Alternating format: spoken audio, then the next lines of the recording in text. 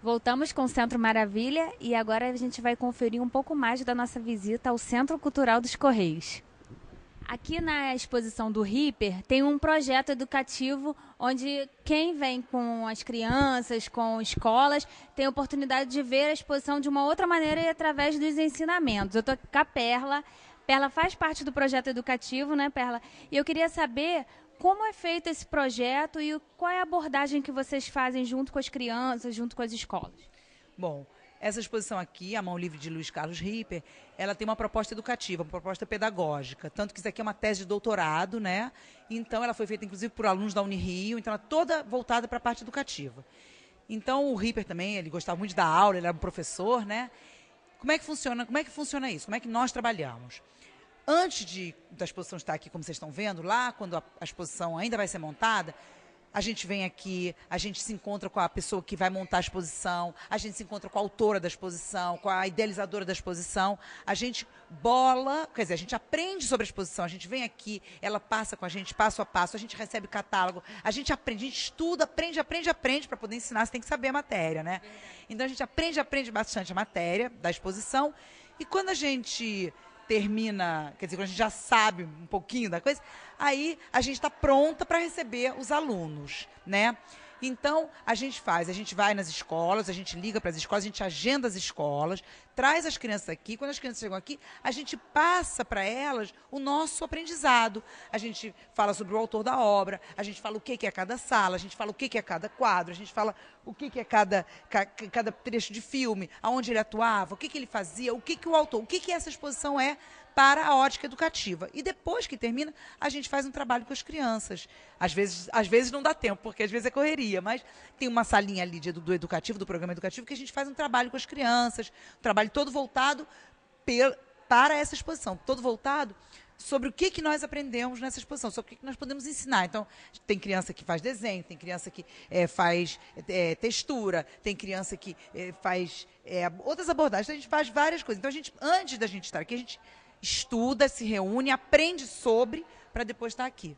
E normalmente, durante esse momento onde as crianças estão criando, vocês também conseguem ter uma noção do que foi realmente absorvido e aprendido. Isso, exatamente, porque a criança sempre leva alguma coisa, mesmo que na hora ela esteja olhando para cima, olhando para cá, alguma coisa fica, né? Então, uma gosta mais dessa parte, uma gosta mais da outra parte, tem a parte do teatro dele, a parte do cinema, tem a parte dos filmes propriamente dito. Então, cada criança absorve de uma maneira, e cada criança também no programa educativo, ela mostra, quer dizer, ela expõe o que ela absorveu. E, às vezes, mesmo assim, depois na escola, as professoras continuam trabalhando sobre isso, sobre o que viram aqui. E aí as crianças vão lembrando, tem catálogo, tem folder, e aí elas vão vivenciando um pouco mais a exposição na escola.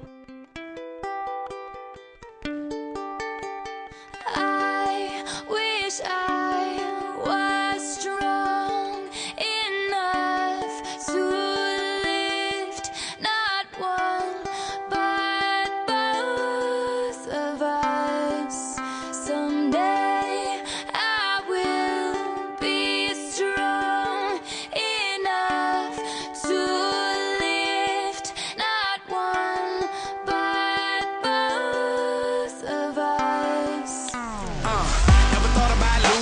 when your money's all gone and you lose your whip, you might lose your grip when the landlord tell you that you're due for rent and the grass so green on the other side make a nigga wanna run straight through the fence.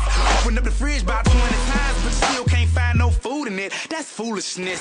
And sometimes I wonder why we care so much about the way we look and the way we talk and the way we act and the clothes we bought. How much that costs? Does it even really matter? Cause if life is an uphill. Eu justamente ia aproveitar esse gancho para perguntar isso. Aqui eles têm uma noção do que aconteceu numa época, de qual foi a participação do artista para a história do Brasil e tal. E que isso, de alguma forma, ele depois vai levar para a sala de aula e isso vai ser transformado em conhecimento na história do seu Brasil, né, do seu país. Exatamente. O que acontece? Eu falo para eles, vocês estão no museu. O museu mostra coisas que às vezes são contemporâneas e às vezes são coisas antigas, né? Então você tem museus de arte contemporânea, do que está acontecendo agora, e tem museus que mostram coisas de artistas que já morreram, que já não estão mais aqui, mas que deixaram obras importantes, sejam elas pinturas, desenhos, gravuras, ou teatro, ou cinema, e eles têm a oportunidade de aprender sobre isso. Então, o que acontece? Essa obra aqui é, né, do Luiz Carlos Ripper, que já está falecido, mas que ele imprimiu, né, no cenário, no figurino, no teatro, nas artes, né, nas artes, vamos dizer assim, artes cênicas, né, principalmente do Rio de Janeiro, uma marca. E a marca que ele imprimiu durante os anos que ele viveu, né, uns 50 anos mais ou menos, foram tão fortes que hoje a gente está vendo essa exposição aqui dele. Essa homenagem, na verdade, a esse grande artista, premiadíssimo, muito famoso na época, um artista realmente completo. Ele fazia cenários, ele fazia figurinos, ele dirigia a peça, ele fazia tudo, ele produzia, ele fazia tudo. Ele era realmente completo, fazia cinema, fazia tudo. Muito, muito interessante. E agora, para a gente terminar, a última pergunta sobre o Espaço Centro Cultural dos Correios. É um lugar onde a gente tem a oportunidade de ver um prédio que é histórico, né, mostra um pouco da sua história e faz tudo isso gratuitamente. Né? É um ponto principal e muita gente não tem a oportunidade de conhecer. Você que normalmente tem o hábito de participar de projetos educativos, isso é uma realidade ou, de repente, isso poderia ser uma coisa mais incentivada, desses projetos gratuitos? Mas olha só, isso aqui nós estamos, né, na verdade, no Centro Cultural dos Correios, aqui do lado tem o CCBB, tem a Casa França Brasil, nós estamos num espaço que tem sempre exposições, cinemas, teatro, tem muita coisa, e muita coisa de graça, principalmente as exposições, tem bibliotecas, tem muita coisa gratuita aqui nessa região do centro, né, da cidade do Rio de Janeiro, perto da Praça 15, perto da Candelária, tem muita coisa. E o público, gente, é só vocês virem, sai de casa e vem mesmo, vem que vocês vão gostar. Sempre tem alguma exposição, sempre tem alguma obra, já sempre tem alguma coisa para ver, alguma coisa para aprender, sempre tem um fio, alguma coisa aqui. E normalmente esses centros culturais, eles são gratuitos. Então o público vem, vê. Eu, semana passada, vi uma exposição num outro centro cultural também que eu adorei. Depois levei meu filho. Então a pessoa vem, a pessoa vê, a pessoa traz as crianças. Sempre é livre essas exposições, normalmente. São temas maravilhosos. Tem artistas do mundo inteiro. Tem coisas que você não imagina que você vai ver. E acaba que você vê gente, como eu disse, exposição antiga, exposições modernas, várias coisas. Mas vale a pena. Todo mundo, olha, está no centro do Rio de Janeiro, do lado da Praça 15, do lado da Candelária. Pode vir. Centro Cultural dos Correios, um prédio lindo. Só de ver o prédio, essa beleza do elevador, do prédio, já valeu a visita. E ainda por cima, ver uma exposição, seja essa, seja outra, que sempre é maravilhosa, porque aqui sempre top de linha. Só entra aqui coisas, como vocês viram essa exposição, né? Maravilhosas, coisas de primeiro mundo. Então, gente, vamos aproveitar. Tá fazendo o quê? Vamos embora, tá fazendo o quê em casa? Vem. Eu não vou nem mais convidar, a Perla já convidou. Obrigada, tá, Perla? Querida, muito obrigada, tá? Tchau. Tryna climb with the same old ladder, in the same boat with the same old battle. Why so shallow?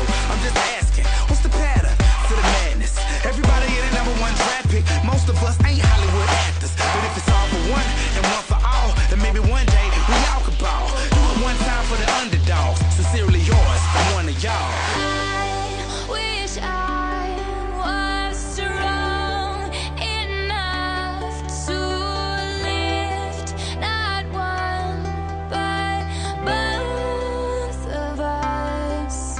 Someday I will be strong enough to lift not one but both of us.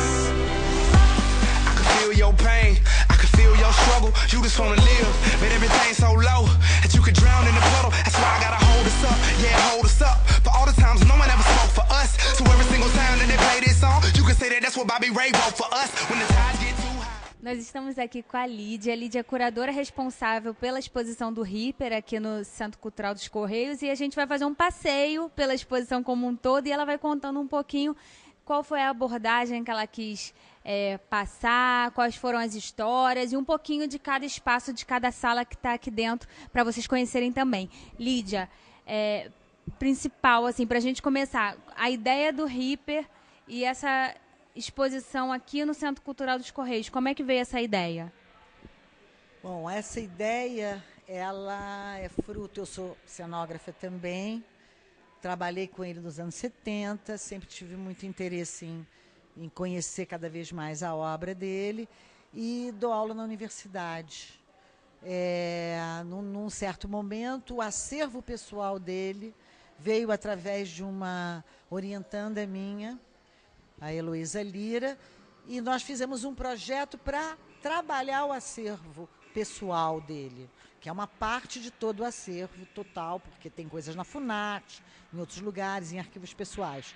A gente identificou, organizou esse material e, num dado momento, eu achei que merecia, mesmo porque esse ano ele estaria fazendo 70 anos, ele morreu em 1996, mereceria fazer alguma coisa que saísse do âmbito acadêmico e chegasse ao dia a dia das pessoas. E a exposição é sempre um canal hoje em dia, um canal muito eficiente. Então, assim nasceu a exposição desse cenógrafo, que para mim, eu considero realmente talvez o cenógrafo mais instigante que nós tivemos na história da cenografia.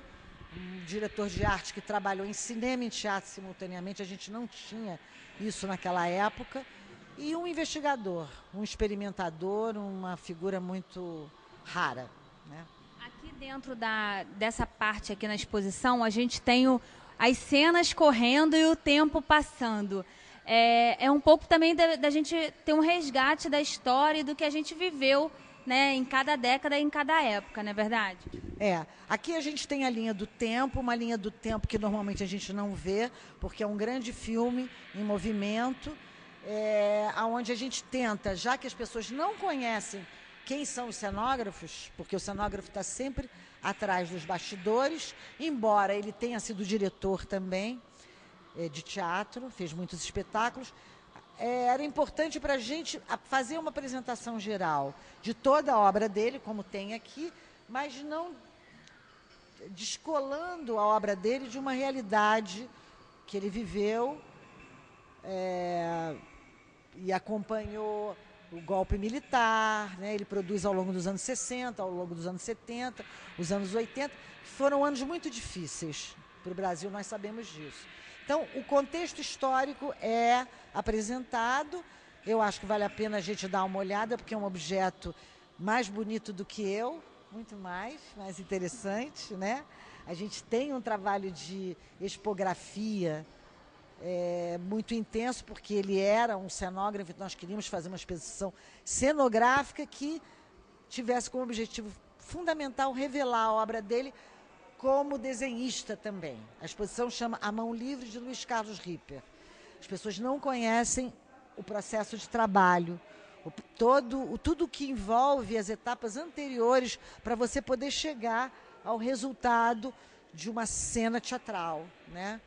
Nós estamos indo para o intervalo, daqui a pouco a gente volta com um pouco mais de Centro Maravilha para você.